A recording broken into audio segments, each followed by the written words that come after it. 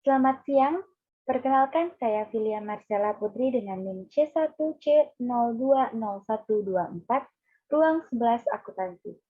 Hari ini saya akan mempresentasikan tentang penyusunan anggaran bahan baku. Pengertian anggaran bahan baku. Anggaran bahan baku adalah semua anggaran yang berhubungan dan merencanakan secara lebih terperinci tentang penggunaan bahan baku untuk proses produksi selama periode yang akan datang.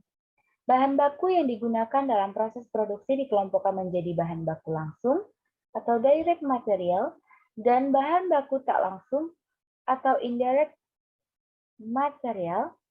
Bahan baku langsung adalah semua bahan baku yang merupakan bagian barang yang jadi yang dihasilkan.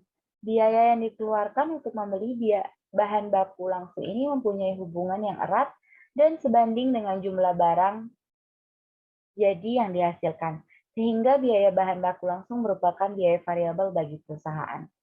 Bahan baku tak langsung adalah bahan mentah yang ikut berperan dalam proses produksi, tetapi tidak secara langsung tampak pada barang jadi yang dihasilkan. Seandainya barang jadi yang dihasilkan adalah meja dan kursi kayu merupakan bahan baku langsung, sedangkan paku dan cat merupakan bahan baku tak langsung. Fungsi anggaran bahan baku, yang pertama, sebagai dasar untuk menyusun budget pembelian bahan mentah, jumlah satuan bahan mentah yang dibeli ditentukan oleh seberapa banyak satuan bahan mentah yang dibutuhkan oleh berapa banyak satuan bahan mentah dibutuhkan dalam proses produksi. Yang kedua, sebagai dasar untuk menyusun anggaran biaya bahan mentah besarnya, biaya bahan mentah ditentukan oleh berapa banyak satuan bahan mentah tersebut dibutuhkan untuk proses produksi. Manfaat anggaran bahan baku, pertama sebagai pedoman kerja, yang kedua sebagai alat untuk menciptakan koordinasi kerja, yang ketiga sebagai alat untuk melakukan pengawasan kerja. Ada dua metode yang menetapkan standar data dan informasi dalam perusahaan, yaitu pertama data historis atau data pengalaman di waktu-waktu yang telah lalu. Caranya adalah dengan melihat jumlah unit yang dihasilkan di suatu waktu yang lalu dan kemudian membandingkan dalam satuan jumlah satuan unit bahan mentah yang habis terpakai untuk waktu produksi pada bulan tersebut. Maka dari hasil itu dapat diketahui penggunaan bahan mentah rata-rata untuk unit produk. Yang kedua, data penelitian khusus. Pada data penelitian khusus dengan mengabaikan data pengalaman di waktu-waktu yang telah lalu, cara ini misalnya dapat dilakukan dengan mengukur secara fisik barang jadi yang telah selesai diproduksi, agar dapat diketahui jumlah satuan unit bahan baku yang dipakai untuk menghasilkan produk tersebut. Tujuan penyusunan anggaran bahan baku ada 5. Yang pertama, memperkirakan jumlah kebutuhan bahan baku. Yang kedua, memperkirakan jumlah pembelian bahan baku yang diperlukan. Yang ketiga, sebagai dasar untuk memperkirakan kebutuhan dana yang diperlukan untuk melaksanakan pembelian bahan baku. Yang keempat, sebagai dasar penyusunan biaya produksi, yakni memperkirakan komponen harga pokok pabrik karena penggunaan bahan baku dalam proses produksi. Kelima, sebagai dasar melaksanakan fungsi pengawasan bahan baku. Jenis anggaran bahan baku ada 4. Yang pertama, anggaran kebutuhan bahan baku atau unit of direct materials used budget. Yang kedua, anggaran pembelian bahan baku. Yang ketiga, anggaran persediaan bahan baku. Dan yang terakhir, anggaran biaya bahan baku yang habis digunakan dalam produksi.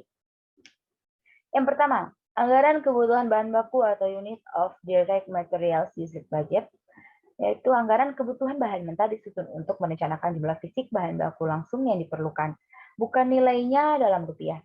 Secara terperinci, anggaran ini harus dicantumkan jenis barang jadi yang dihasilkan, jenis bahan baku yang digunakan, bagian-bagian yang dilalui dalam proses produksi, standar penggunaan bahan baku, waktu penggunaan bahan baku. Yang kedua, anggaran pembelian bahan baku.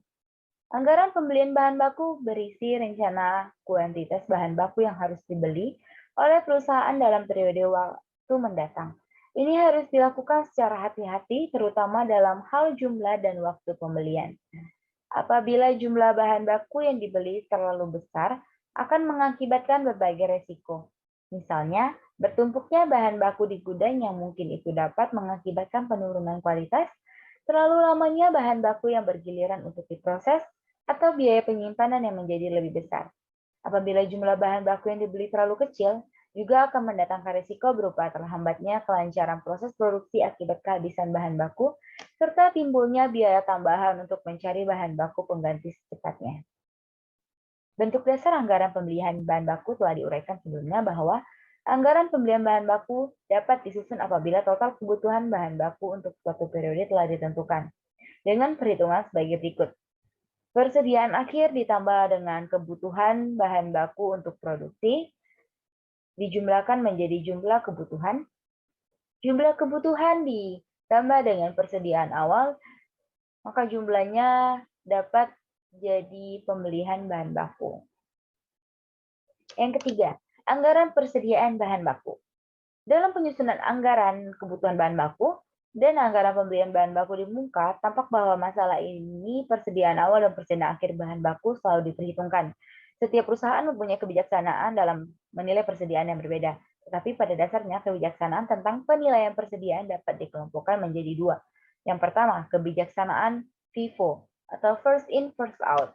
Yang kedua, kebijakan LIFO, last in first out. Baik, yang terakhir, jenis anggaran biaya bahan baku yaitu anggaran biaya bahan baku yang habis digunakan dalam produksi. Tentu tidak semua bahan baku yang tersedia akan habis digunakan untuk produksi. Hal ini disebabkan karena dua hal, yaitu yang pertama, perlu adanya persediaan akhir yang akan menjadi persediaan awal periode berikutnya. Kedua, perlu adanya persediaan besi agar kelangsungan produksi tidak terganggu akibat kehabisan bahan baku. Bahan mentah yang telah digunakan dalam proses produksi harus dihitung nilainya. Rencana besarnya nilai bahan baku yang habis digunakan dalam proses produksi dituangkan dalam suatu anggaran tersendiri, disebut anggaran bahan baku yang habis digunakan. Manfaat disusunnya anggaran bahan baku yang habis digunakan antara lain adalah untuk keperluan product costing, yaitu perhitungan harga pokok barang yang dihasilkan perusahaan, dan untuk keperluan pengawasan penggunaan bahan baku. Baiklah, sekian materi saya hari ini. Apabila saya salah, saya ucapkan maaf. Sekian, terima kasih.